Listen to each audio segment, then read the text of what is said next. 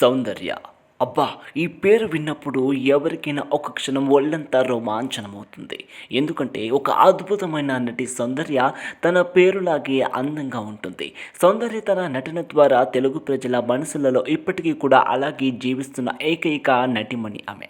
తక్కువ సమయంలో 120కి పైగా చిత్రాలలో హీరోయిన్‌గా వెలిగిన నటి సౌందర్య నేటికి మనకు ఒక జ్ఞాపకంగా మిగిలిపోయింది. 32 సంవత్సరాల వయసులో మరణించిన సౌందర్య మనకు ఒక జ్ఞాపకంగా మాత్రమే మిగిలిపోయింది. పేరులాగే అందంగా ఉన్న నటిమణి సౌందర్య మరణించి 21 సంవత్సరాలు అయింది. అవును. ఏప్రిల్ 17, 2004న ఈ లోకాన్ని విడిచిపెట్టిన సౌందర్య నేటికి సినీ ప్రేమికుల హృదయాల్లో ఇప్పటికీ కూడా అలాగే జీవిస్తూ ఉంది. అందులోనూ సౌందర్య వెంకటేష్ నటించిన చిత్రాలను ప్రజలందరూ కూడా చాలా ఇష్టపడేవారు. వాళ్ళిద్దరి కాంబినేషన్ చాలా బాగుంటుంది. కానీ సౌందర్య మనకు ఒక జ్ఞాపకంగా మాత్రమే ఉంటుంది.